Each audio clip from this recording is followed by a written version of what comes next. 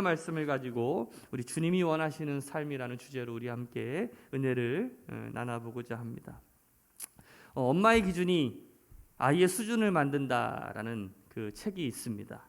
그 장혜영 사모님이시라는 분이 그 아들 그 최승호 군을 만 15세에 연세대학교에 최연소로 입학시키고 또 만 21살 때에 최연소로 사법고시에 합격시킨 그 이야기를 담은 책인데 이 장혜영 사모님은 개척교회 사모님이셨어요. 그래가지고 뭐 이렇게 아이들에게 뭐 사교육을 할 수도 없고 그렇다고 뭐 이 아이들을 어떻게 가르치고 양육할까, 어떻게 하면 정말 잘 양육할 수 있을까라고 고민하면서 정말 서점에 있는 그런 양육서란 양육서는 모두 다 섭렵할 정도로 많은 연구와 공부를 하셨대요. 그 많은 책을 다 읽고 난 다음에 했던 고백이 뭐냐면 이거였어요.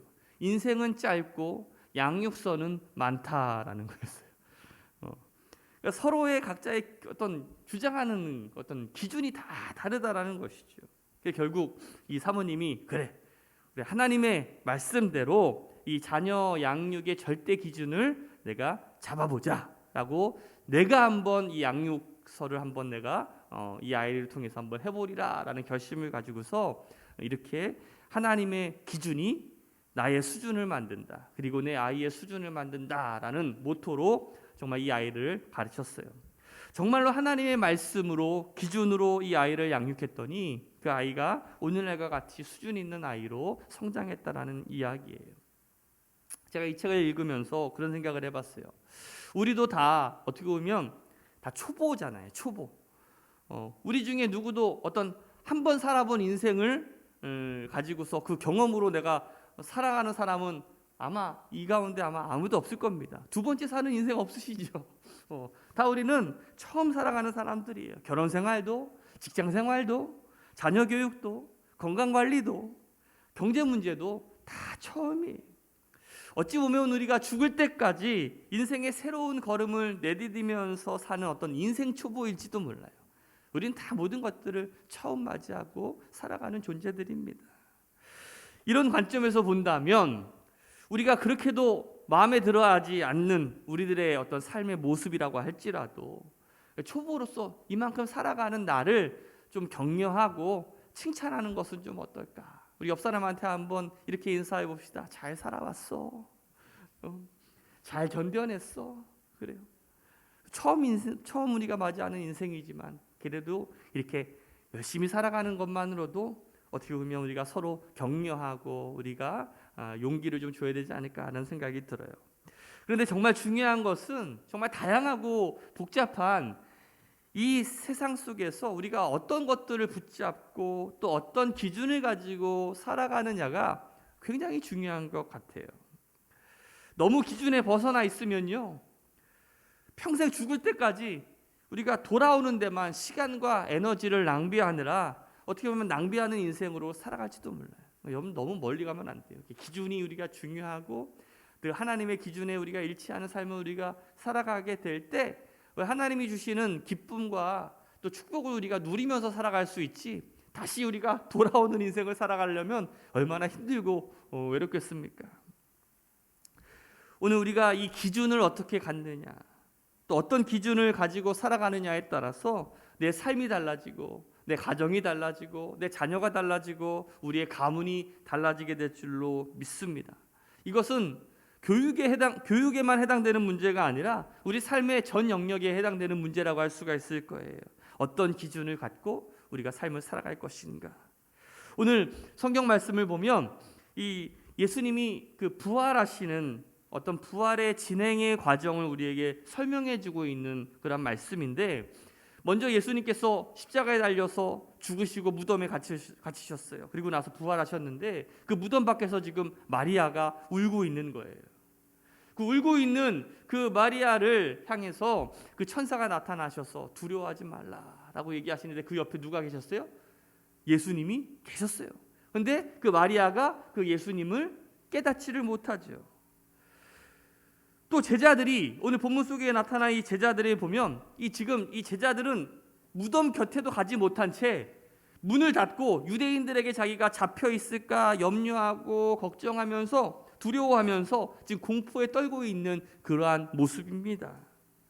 그러한 상황 속에서 부활하신 주님께서 나타나셔서 말씀하시는 내용인데, 바로 이 내용에서 우리는 주님이 그들에게 무엇을 원하시는가, 그들에게 어떤 삶을 원하시는가, 또 오늘 우리에게 주님께서 어떠한 삶을 요구하시는지를 우리는 살펴볼 수가 있어요.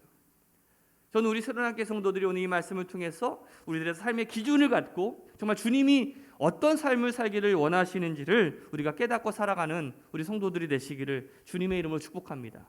그러면 어떤 삶을 살아가기를 원하실까? 첫 번째는 이겁니다. 예수님을 우리 가운데 모시고 사는 삶이에요. 우리 19절의 말씀을 같이 한번 읽어볼까요? 시작. 이날 곧 안식 후 첫날 저녁 때에 제자들이 유대인들을 두려워하여 모인 곳의 문들을 닫았더니, 자, 제자들은 이제 예수님께서 이제 십자가에 달려 죽으셨기 때문에 이제 다시는 주님과 같이 함께 할 수 없다라고 여겼습니다. 그래서 어떻게 합니까? 유대인들이 두려워서, 그러니까 유대인들이 자기를 잡아다가 저 사람도 예수쟁이다라고서 우리를 죽일까봐 지금 두려워서 문을 닫고 공포에 떠는 그 상황 속에 있었어요. 그런데 그들이 놓친 게 하나가 있었죠. 바로 부활하신 주님께서 바로 그 옆에 계시고 있다라는 사실을 그들은 모르고 있었다라는 거예요. 오늘 우리들도 마찬가지인 것 같아요.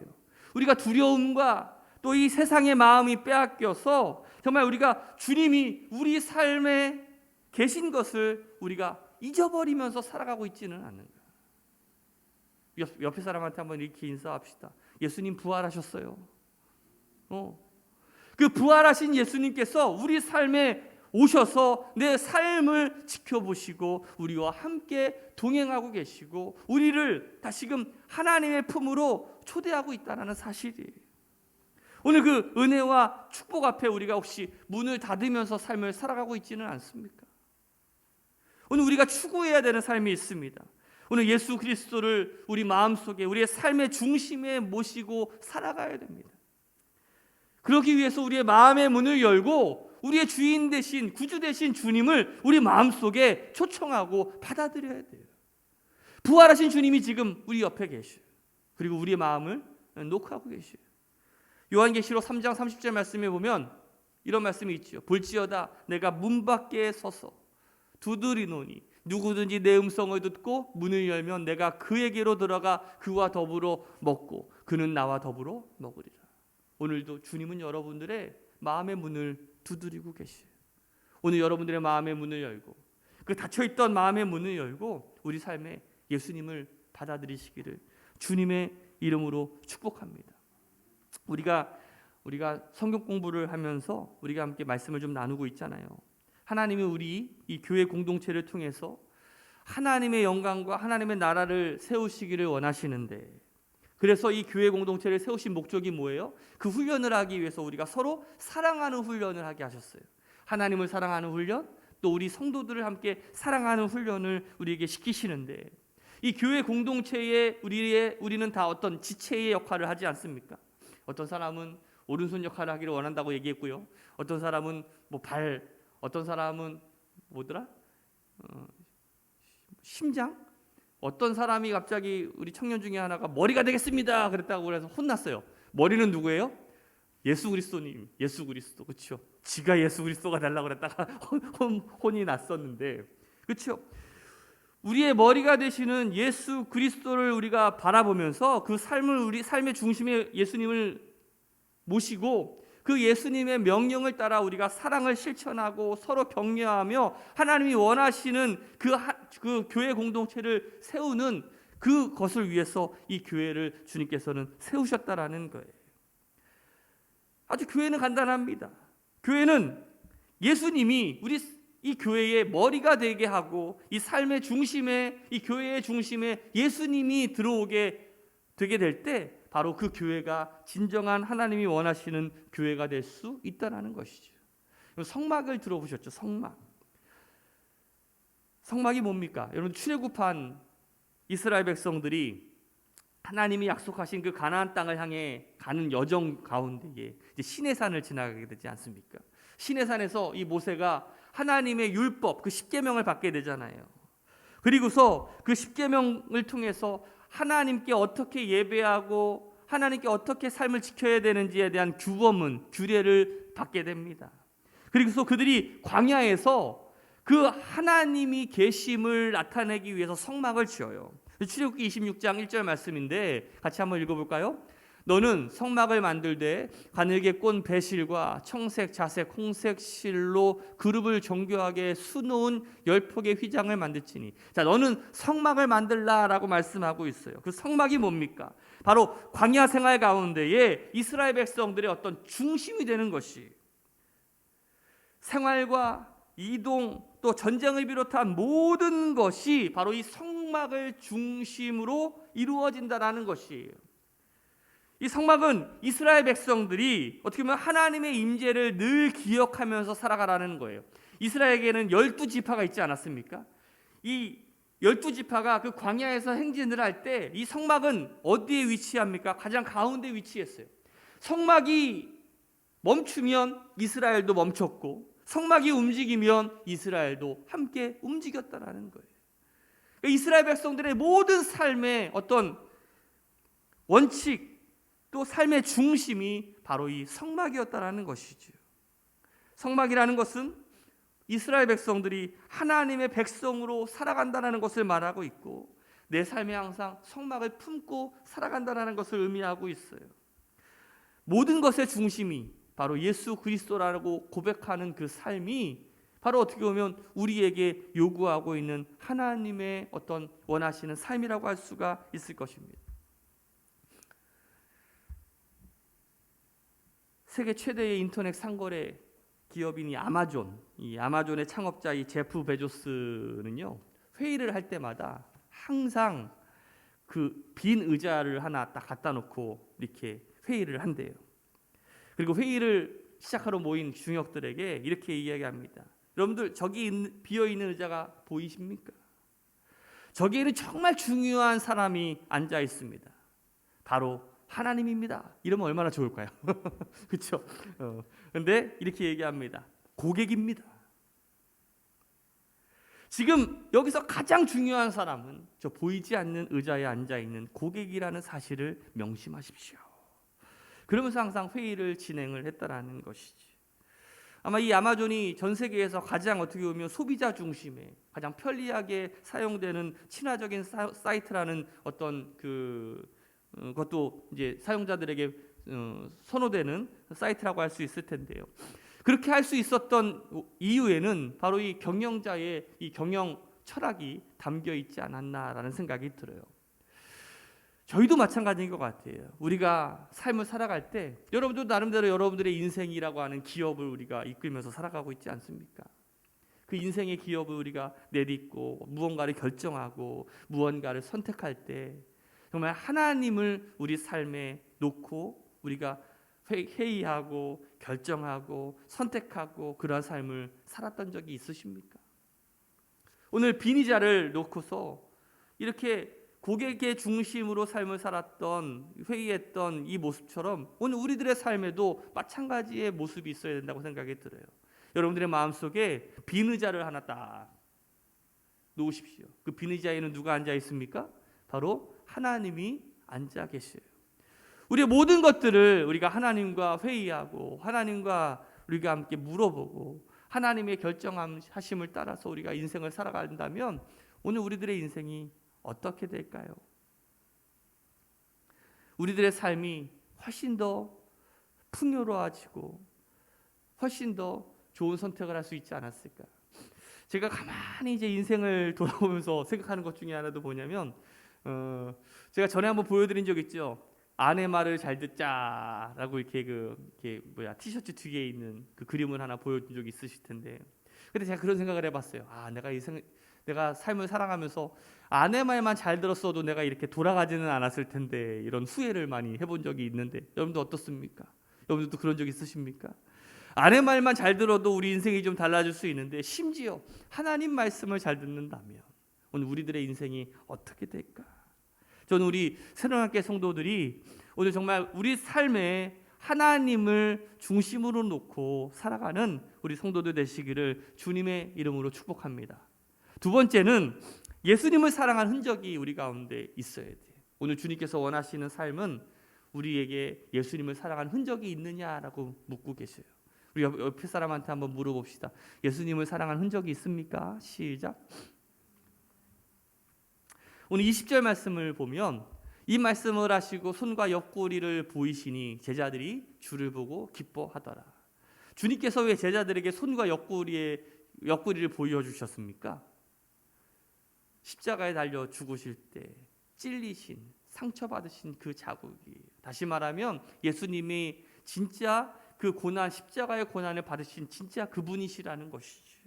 마치 마술쇼나 그런 것이 아니라는 거예요. 정말 십자가에 달려 죽으신 그분이 정말 살아나셔서 우리에게 오셨다라는 거예요.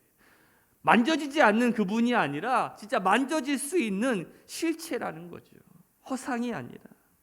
오늘 그 그리스도의 부활이 어떻게 보면 고난의 흔적을 그대로 가지고 다시 살아나셨어요. 그리고 그 상처와 고난을 직접 이 제자들에게 보여주셨습니다. 이것은 이 흔적을 통해서 부활 사건을 정확하게 이해하고 굳건한 믿음을 가지라는 뜻이죠. 그 손과 옆구리의 못자국, 창자국, 그것은 십자가의 사랑의 흔적이라고 할 수가 있어요. 오늘 성도들의 삶에는요, 예수님을 사랑한 흔적이 있어야 돼요. 오늘 주님께서 여러분들을 마지막 날에 부르실 때에 네가 나를 얼마나 사랑하였는지를 보여라 라고 아마 말씀하셨을 거예요. 오늘 여러분들은 예수님을 사랑한 흔적이 있으십니까? 고린도전서 16장 14절 말씀을 보면 너의 모든 일을 사랑으로 행하라. 갈라디아서 6장 17절 말씀에 보면 이후로는 누구든지 나를 괴롭게 하지 말라. 내가 내 몸에 예수의 흔적을 지니고 있노라. 이 사도 바울의 고백이죠. 이 사도 바울은 내 몸에 예수의 흔적이 있다라고 이야기하고 있어요. 바울이 하나님의 사명을 가지고 복음을 증거하면서 수많은 핍박과 어려움을 당하지 않았습니까? 예수님 때문에 정말 죽을 수많은 위기와 고난을 겪으면서 살아갔어요. 그 마음속에, 그 삶 속에 예수님을 사랑한 흔적이 있어요. 교회를 사랑한 흔적이 있다는 거예요. 오늘 그 흔적이 우리 가운데 있는지를 한번 생각해 보세요. 여러분들 참 신기한 건 사람은요, 마음이 있는 곳에 몸도 가게 돼 있어요. 그리고 그곳에 헌신을, 그리고 내 땀과 내 수고를 내린 곳에 참 신기하게 마음이 가요. 그렇지 않습니까? 이 교회에, 그리고 내 삶에 그리스도를 향한 사랑의 흔적이 있다면 우리가 얼마나 교회를 사랑하고, 그리고 내 가정을 사랑하고, 그리고 내 일터를 사랑할 수 있을까? 그러나 그 사랑할 흔적이 없다면 우리의 인생은 덧없는 인생이 될 수도 있고 그냥 왔다 갔다만 하는 인생이 될지도 몰라요. 우리 옛날에 믿음의 우리 선배들을 보면 그 헌물 같은 것들을 많이 드렸잖아요. 강대상, 그 다음에 뭐 의자, 뭐 시계, 참 보면은 없는 형편에도 불구하고 막 그렇게 정성스럽게 헌금해가지고 교회 성물을 사기도 하고 여러 가지를 했어요. 그거를 볼 때마다 어떤 마음이 들까? 저기에는 내 땀과 내 수고와 내 헌신의 노력이 있는 그것이 아닌가? 그래서 옛날에는 보면 우리 교회 청소할 때 보면 그 막 권사님들 막 오시면은 막 강대상도 막 닦았어. 막 강대상 닦으면서 막 하나님 복 주세요, 복 주세요 막 이렇게 하면서 닦았는데, 저는 사실 여러분들도 알다시피 제가 기복주의의 신앙은 아니잖아요. 그런데도 보면 그 모습이 지금 생각해 보면 정말 어떻게 보면 하나님을 감동시킬 만한 행동이겠구나. 우리 성도님들이 와가지고 한 땀 한 땀 이렇게 교회에 어떤 섬기는 모습, 헌신의 모습, 이웃들을 사랑하는 그 모습들을 보면서 정말 우리가 얼마나 하나님의 사랑을 증거하고 또 우리가 교회를 얼마나 사랑했는지를 그 흔적을 보여주는 것이 아닌가. 때로는 우리가 복음을 증거하고 이웃들에게 어떻게 보면 예수쟁이라고 어떻게 보면 손가락질 당하고 욕을 먹고 어떤 소금을 끼얹기도 하기도 하고 좀 많은 욕도 먹기도 하지만 그것들이 어떻게 보면 하나님을 사랑한 흔적이 아닐까. 예수님은 우리를 위해서 죽음까지도 생명까지도 정말 못자국 창자국까지 당하셨는데 오늘 우리는 예수님 때문에 고난당한 적이 있는가? 예수님 때문에 피해받은 적은 있는가? 그냥 너무 편하게 우리가 신앙생활 하려고 하는 것은 아닌가? 가만히 보면 우리가 이 한국교회가 오는 이 어려움이 바로 우리가 너무나 쉽게 우리가 신앙생활을 편리하게 편안하게 하려고 해서 오는 그 어려움은 아닌가라는 생각이 들어요. 오늘 우리 모두가 다시금 정신 차리고 오늘 우리 가운데 예수 그리스도의 그 고난의 흔적을 가지고 우리가 섬김의 자리로 또 사랑의 자리로 먼저 나아갈 수 있는 우리 새로운 함께 성도들 되시기를 주님의 이름으로 축복합니다. 젊은 시절에 참 이뻤던 정말 아름다움으로 이름을 날렸던 그 이탈리아의 그 연극 배우가 있습니다. 안나 마냐니라고 하는 이 배우인데 이분이 중년이 넘는 나이에 이제 사진을 화보를 하나 찍게 됩니다. 근데 그녀가 이 사진가에게 부탁을 하죠. 사진을 찍고 보정할 때 절대로 내 주름을 없애지 말아주세요라고 이렇게 이야기를 합니다. 보통은 주름을 좀 없애려고 하고 사진 찍기 전에 화보 찍기 전에 뭐 보톡스라도 맞아가지고 뭐 이렇게 팽팽하게 하려고 이쁘게 보이려고 좀 할 텐데 덜 늙어 보이려고 막 할 텐데 오히려 주름을 지워주지 말라고 이렇게 당부를 하죠. 그 이유를 사진 작가가 묻습니다. 그랬더니 이 안나 배우가 이렇게 이야기를 하는 거예요. 평생을 걸려 만든 주름인데 아깝잖아요. 지금 내 얼굴은 주름이 있는 것이 너무나 자연스럽다라는 거죠. 그래서 이 사진 작가가 그녀의 말대로 사진을 보정하지 않고 그냥 그 주름을 오히려 더 돋보이게 해서 그 사진을 찍었는데 그 사진이 너무나 아름다워요. 주름이라는 것은요, 우리 인생에서 우리가 어떤 표정이 반복되어지게 될 때 남는 어떻게 보면 얼굴의 흔적이라고 할 수 있습니다. 달리 말하면 어떻게 살아왔느냐, 바로 얼굴에 묻어나는 그 흔적이 바로 주름이라고 할 수 있을 텐데 주름을 지우지 말아달라. 평생을 걸려 만든 그 아름다운 흔적을 지우지 말라라는 그 당부를 우리는 좀 기억해 볼 필요가 있을 것 같아요. 오늘 우리의 얼굴에는 어떤 삶의 흔적이 있는가? 또 우리의 신앙에는 어떤 삶의 흔적이 나타나 있는가? 그러면 우리가 그리스도의 아름다운 사랑의 주름을 만들어가는 인생이 된다면 얼마나 아름다운 인생을 살아갈 수 있을까? 오늘 우리가 예수 그리스도를 사랑한 주름의 흔적을 우리가 함께 만들어가는 우리 성도들 되시기를 주님의 이름으로 축복합니다. 마지막으로 세 번째는 전도하는 삶을 주님께서는 요구하고 계셔요. 우리 21절 말씀을 같이 한번 읽어볼까요? 예수께서 또 이르시되 너희에게 평강이 있을지어다. 아버지께서 나를 보내신 것 같이 나도 너희를 보내노라. 자, 예수님께서 자신을 뭐라고 표현하고 있냐면 보냄을 받은 자라고 표현하고 있습니다. 자신도 그 하나님 되시는 그 아버지 되시는 하나님께 어떤 사명을 가지고 그 사명을 이 땅에 전하는 어떤 파송받은 자로 설명하고 있죠. 본인이 파송받은 것처럼 이 제자들도 파송하겠다라는 거죠. 여러분들 우리 위대한 계명과 위대한 명령 여러분들 기억하시죠? 위대한 계명이라는 게 뭡니까? 하나님을 사랑하고 내 이웃을 사랑하는 것이고, 위대한 명령이라는 것은 뭡니까? 땅끝까지 이르러 내 복음을 전하는 것, 증거하는 것, 그것이 바로 주님께서 우리에게 요구하시는 명령 아니겠어요? 성도란 우리 주님의 파송을 받은 사람으로서 우리가 그 복음을 전해도 되고 안 전해도 되는 그런 선택할 수 있는 사람이 아니라 무조건 전해야 되는 어떤 의무를 받은 사명을 받은 사람이에요. 일종의 사신이라고 할 수가 있겠죠. 왕의 명령을 가지고 어떤 왕이 원하는 곳에 가서 그 일을 행하고 그 뜻을 전하는 사신이 바로 우리 성도들이 해야 되는 역할 아닐까? 바로 하나님의 나라와 하나님의 사랑과 복음을 이 땅 곳곳에 전하는 귀한 사신으로 우리를 보내주셨다는 사실을 여러분들 꼭 기억하시기를 주님의 이름으로 축복합니다. 사도행전 1장 8절 말씀에 보면 오직 성령이 너희에게 임하시면 너희가 권능을 받고 예루살렘과 온 유대와 사마리아와 땅끝까지 이르러 내 증인이 되리라 라고 말씀하고 계시요. 오늘 부활하신 그 예수님을 증거하고 하나님의 사랑, 창조주 되시는 그 하나님의 사랑, 구원자 되신 예수 그리스도를 전하면서 살아가는 것이 오늘 우리들이 해야 되는 것이, 우리가 경험하고 우리가 믿고 우리가 체험했던 그 하나님, 그 구원자 되신 예수님을 우리가 증언하면서 살아가는 존재들이 바로 우리 성도들이 해야 되는 일이라는 사실이죠. 이스라엘에 보면 그 이스라엘의 땅끝이 보면 그 이스라엘의 그 지도를 쭉 보면 거기에 이제 그 갈릴리라고 하는 바다, 호수가 있고요. 그 요단강을 지나가지고 제일 끝에 사해가 이렇게 있습니다. 우리도 치면은 이제 북쪽에 그 백두산, 거기는 이제 헬몬산이라고 하는 산이 이렇게 있어요. 그 헬몬산, 그 골란고원에서 물이 이렇게 쭉 내려오면 그 헬몬산으로부터 이제 갈릴리로 이제 물이 쫙 내려오게 됩니다. 이게 갈릴리 호수라고 얘기하는데 호수보다는 막상 가보면 진짜 커요. 그래서 바다라고도 이렇게 많이 부르기도 하는데, 근데 맛은 짠물은 아닙니다.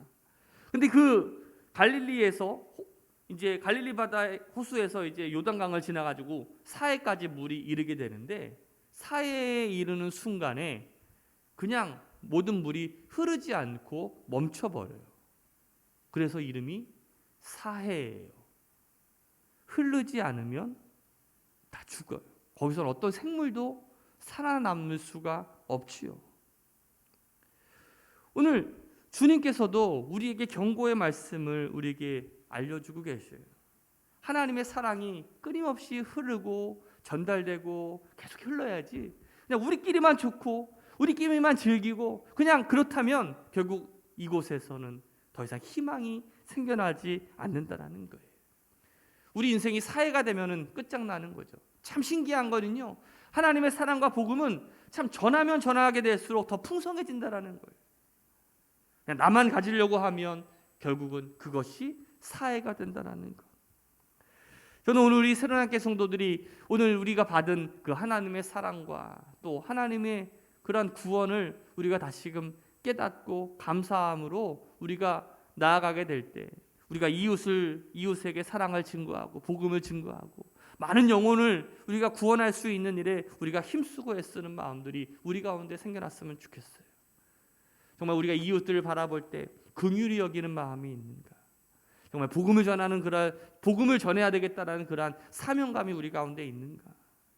오늘 우리가 다시 한번 우리들이 주님께서 우리에게 요구하시는 삶이 무엇인지를 우리가 함께 살펴보고, 정말 주님이 원하시는 삶을 우리가 살아갈 수 있는 우리 믿음의 성도들 되시기를 주님의 이름으로 축복합니다. 오늘 믿음의 여정 가운데 우리의 수많은 주름들, 우리들 인생의 많은 흔적들을 남기며 우리가 서로 사랑하고 또 우리가 함께하는 그런 믿음의 공동체를 함께 만들어 가시기를 주님의 이름으로 축복합니다.